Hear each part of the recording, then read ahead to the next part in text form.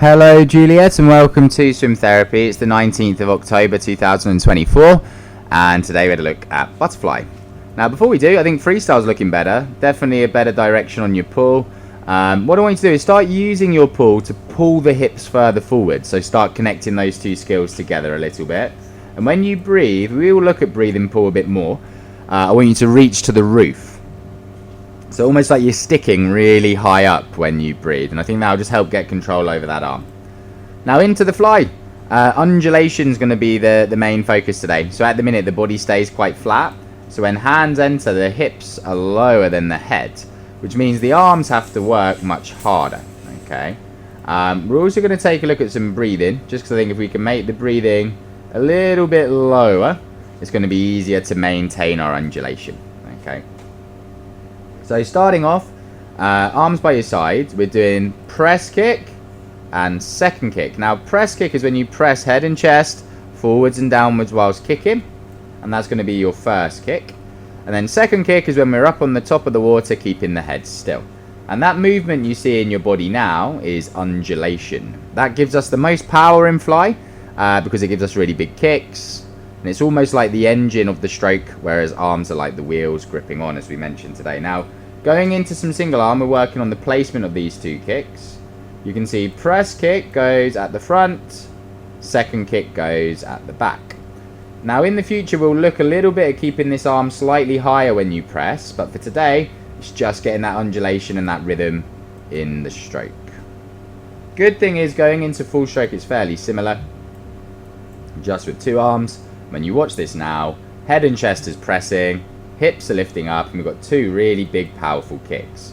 So this is an undulating fly, and this fly is flat. And you see the arms turn over continuously. Now, look at the impact it has on your legs. So these are the kicks at the start, and these are the kicks now.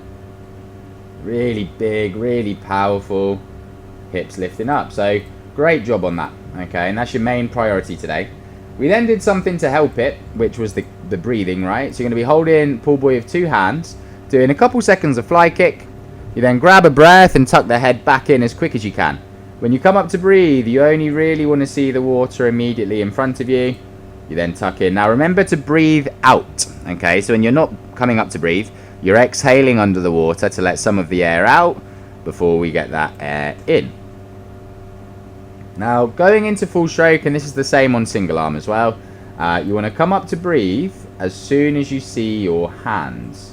So let's say, for example, if I just pause this a moment, and we look from under the water whilst this happens. So, go into here. And as soon as we see those hands come through, we're popping up to breathe, like this. Now, what that does, it makes your breathing earlier. And if the breathing's earlier, you're going to get more time to grab that breath before we tuck the head back in really quick. So same sort of things. We're trying to see as little as possible, tuck in as fast as possible. And that breathing there now is looking a lot better than this breathing where we come up super high, like this. Alright. And that's just going to help you maintain that press kick and second kick rhythm. Alright, so really well done today. I think if you can get working hard on that, flies are going to improve massively.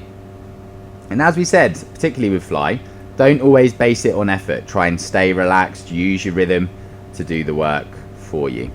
Really well done, get practicing, and I will see you soon. Thanks a lot. Bye bye.